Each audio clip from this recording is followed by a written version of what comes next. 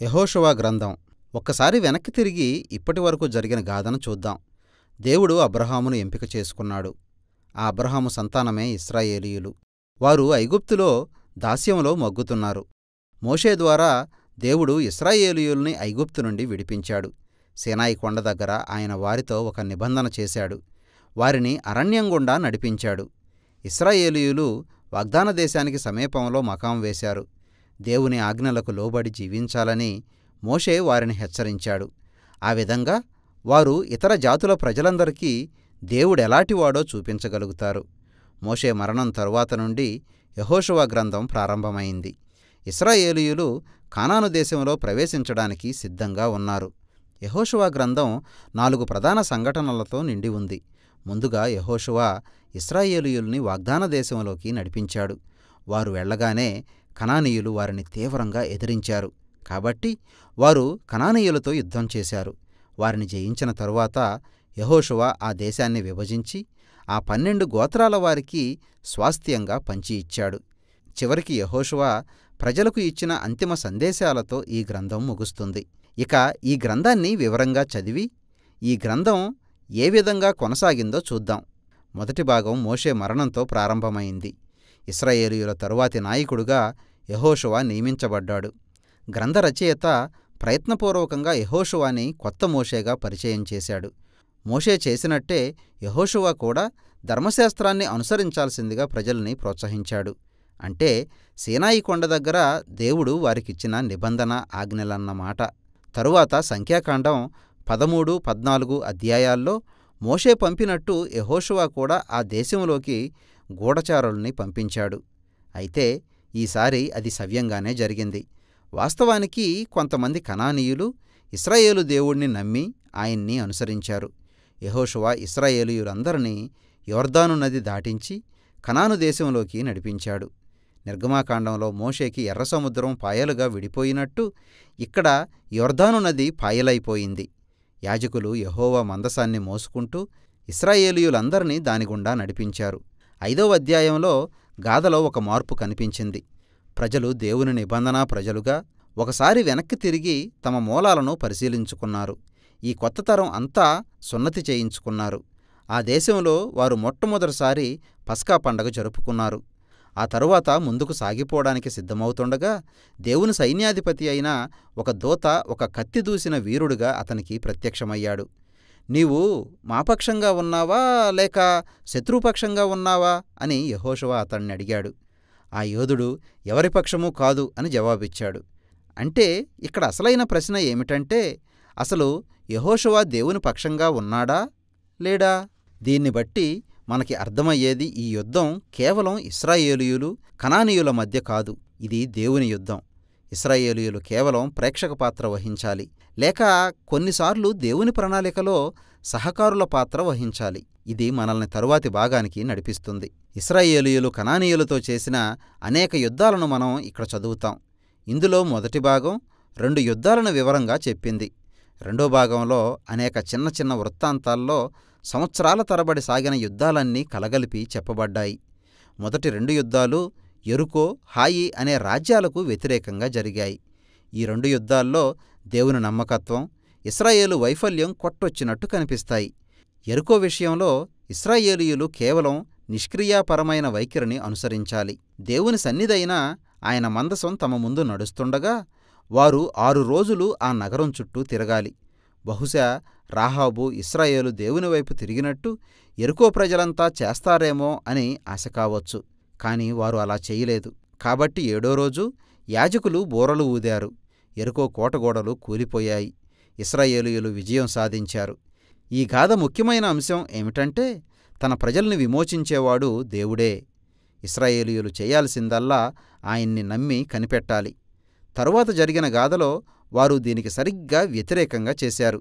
ఇశ్రాయేలీయుల్లో ఆకాను అనే వ్యక్తి ఉన్నాడు. అతడు యెరికో యుద్ధంలో దేవునికి అర్పించిన కొన్ని వస్తువుల్ని దొంగిలించాడు. అయితే దాని విషయం అతడు అబద్ధం చెప్పాడు. దేవుడు ఇశ్రాయేలీయులకు చేసిన మేలుకు బదులుగా అతడు చేసిన పని చాలా దుర్మార్గమైంది. సరే, ఆ తరువాత ఇశ్రాయేలీయులు హాయి పట్టణంపైకి యుద్ధానికి వెళ్లారు. దానిలో వారు పూర్తిగా ఓడిపోయారు. వారంతా తమను తగ్గించుకుని పశ్చాత్తాపపడి ఆకాను పాపం విషయంలో తగిన చర్యలు తీసుకున్న తర్వాతే వారికి విజయం దొరికింది. ఈ 2 గాథలు గ్రంథం ప్రారంభంలో ఉంచడం ద్వారా మనం ఒక ప్రాముఖ్యమైన సత్యం నేర్చుకుంటాం. ఇశ్రాయేలీయులు ఆ దేశాన్ని స్వాధీనం చేసుకోవాలంటే దేవుని ఆజ్ఞలు పాటించి వాటిని నమ్మాలి. ఇందులో వాళ్లకి ప్రత్యేకమైన రాయితీ ఏమీ ఉండదు. ఈ విభాగంలో 2వ సంఘటన కానానులోని గిబియోనీయులు అనే వారికి సంబంధించింది. వాళ్లు కూడా రాహాబు చేసినట్టే ఇశ్రాయేలు దేవుణ్ణి అనుసరించాలని కోరుకున్నారు. ఆ విధంగా వాళ్ళు ఇశ్రాయేలీయులతో సంధి చేసుకున్నారు.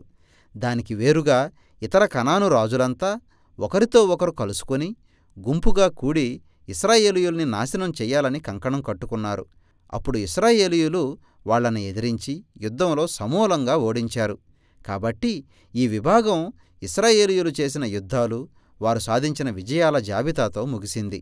ఇక్కడ ఒక్క నిమిషం ఆగుదాం. ఎందుకంటే ఈ గాథలు, వాటిలో కనిపించే హింస మనకి కొంత ఇబ్బంది కలిగించొచ్చు. నువ్వు యేసుని నమ్మేవాడివైతే యేసు అందరినీ, అంటే శత్రువుల్ని సహితం క్షమించమని చెప్పాడు కదా. మరి ఇక్కడ దేవుడు యుద్ధాలు చేయమని ఎందుకు చెబుతున్నాడు? ముందుగా కనాను వారిపైనే ఎందుకు? బైబిలు గాథలో ఇచ్చిన ప్రాముఖ్యమైన కారణం ఏమిటంటే కనానీయుల సంస్కృతి నైతికంగా బహు తీవ్రంగా దిగజారిపోయింది. మరి ముఖ్యంగా లైంగిక సంబంధాలకు సంబంధించి. లేవీకాండం 18వ అధ్యాయం చూడండి. అంతేగాక వారు చిన్నపిల్లల బలుల్ని అర్పించారు. ద్వితీయోపదేశకాండం 12వ అధ్యాయం చూడండి.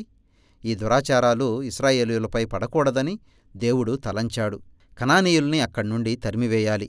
ఇప్పుడు 2వ ప్రశ్న దగ్గరకు వద్దాం. దేవుడు కనానీయులందరినీ ఒక జాతి సంహారంలాగా సంపూర్ణంగా నాశనం చేయమని నిజంగా ఆజ్ఞాపించాడా? ముందుగా ఆ గాథల్లో వాడిన పదాలను పరీక్షించి చూద్దాం. వారిని పూర్తిగా నాశనం చేశారు. ఊపిరి కలిగియున్నదేదియూ మిగిలి ఉండలేదు అనే పదాలు. ఈ పదాలను మరొకసారి నిశితంగా పరిశీలించి చూస్తే ఈ పదాలన్నీ అతిశయోక్తిలాగా వాడినవే తప్ప అక్షరార్థంగా కాదని మనం తెలుసుకోవచ్చు. ఇప్పుడు వెనక్కు వెళ్ళి ద్వితీయోపదేశకాండం 7వ అధ్యాయంలో కనానీయుల గురించి దేవుడిచ్చిన ఆజ్ఞ ఏమిటో చూద్దాం. మొదట కనానీయుల్ని వెళ్ళగొట్టమని దేవుడు చెప్పాడు. ఆ తరువాత వారిని సమూలంగా నాశనం చేయమని చెప్పాడు. ఆ తరువాత వారితో వివాహ సంబంధాలు పెట్టుకోవద్దని, వారితో వ్యాపార లావాదేవీలు కలిగి ఉండకూడదని ఆజ్ఞాపించాడు. అసలు వారిని పూర్తిగా హతం చేస్తే వివాహం చేసుకునే ప్రసక్తి ఎక్కడుంది? కాబట్టి ఇక్కడ అంశం మీకు అర్థమైందనుకుంటాను. యెహోషువ గ్రంథంలోని గాథలో కూడా ఇదే విధానం వర్తిస్తుంది. జాగ్రత్తగా పరిశీలించండి. ఉదాహరణకి యెహోషువ 10వ అధ్యాయంలో ఏమని ఉందంటే, హెబ్రోను, దెబీరు నగరాల్లో ఇశ్రాయేలీయులు ఎవరినీ జీవంతో మిగల్చలేదు అని ఉంది. ఆ తరువాత 15వ అధ్యాయంలో చూసినప్పుడు ఆ నగరాల్లో కనానీయులు ఇంకా నివసిస్తున్నారని చదువుతాం. కాబట్టి మనం అర్థం చేసుకోవాల్సిందేంటంటే రచయిత గతంలో యుద్ధాల్ని ఏ విధంగా వర్ణించాడో అదే విధమైన అక్షరార్థంగా తీసుకోదగని అతిశయోక్తిని తన రచనా శైలిలో ఉపయోగించాడు. కాబట్టి జాతి సంహారం అనే మాట ఇక్కడ వాడిన వివరణలో కేవలం అతిశయోక్తిగానే వాడారు. అంతేగాక ఇశ్రాయేలు దేవుని నమ్మి ఆయన వైపు తిరిగిన రాహాబు, గిబియోనీయులు మొదలైన వారి గాథల వెలుగులో చూస్తే ఎవరైతే తనను వెంబడించడానికి ఇష్టపడతారో వారిని దేవుడు అంగీకరిస్తాడు. ఇక ఈ గాథల విషయంలో చివరి అంశం ఏమిటంటే ఇవన్నీ ఇశ్రాయేలు చరిత్రలో ప్రత్యేకమైన సంఘటనలుగా నిలిచిపోయాయి. ఈ యుద్ధాలన్నీ కనాను దేశంలో నివసించే చిన్న చిన్న ప్రజాగుంపులకు సంబంధించినవి.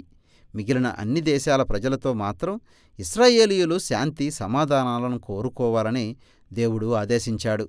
ద్వితీయోపదేశకాండం 20వ అధ్యాయంలో చూడండి. కాబట్టి ఇక్కడ కనిపించే యుద్ధాల వివరణ పాఠకుల్ని దేవుని పేరుతో వెళ్ళి హింస జరిగించమని ఎన్నటికీ బోధించలేదు. దానికి బదులుగా మానవ పాపంపై దేవుడు చరిత్రలో ఆయా కాలాల్లో అమలు జరిగిన దేవుని న్యాయాన్ని మాత్రమే సూచిస్తాయి. అంతేగాక కనానీయుల చేతిలో నాశనం కాకుండా ఇశ్రాయేలు ప్రజల్ని ఏ విధంగా సంరక్షించాడో తెలియజేస్తాయి. మనం తిరిగి ఈ గ్రంథ నిర్మాణంలోకి వెళ్దాం. సంవత్సరాల తరబడి యుద్ధాలు చేసిన తరువాత యెహోషువ ముసలివాడైపోయాడు. ఇశ్రాయేలు 12 గోత్రాల వారికి ఆ దేశాన్ని పంచిపెట్టడం ప్రారంభించాడు. ఈ భాగంలో ఎక్కువ శాతం ఆయా స్థలాలకు ఎల్లల వివరణగా కనిపిస్తాయి. నిజంగా చెప్పుకోవాలంటే ఇవి చాలా విసుగు తెప్పిస్తాయి.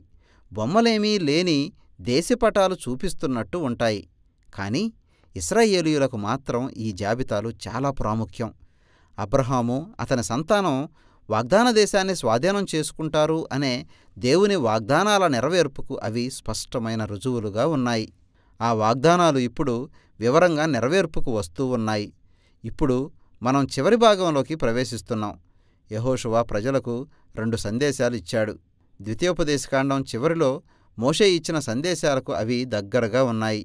దేవుని కృపా వాత్సల్యాలని యెహోషువ వారికి జ్ఞాపకం చేస్తూ ఏ విధంగా ఆయన వారిని ఈ దేశానికి తీసుకువచ్చాడో, కనానీయుల నుండి కాపాడాడో వివరించింది. కనాను దేవతలను పూజించడం మాని దేవునితో వారు చేసుకున్న నిబంధనకు కట్టుబడి ఉండమని అతడు వారికి పిలుపునిచ్చాడు.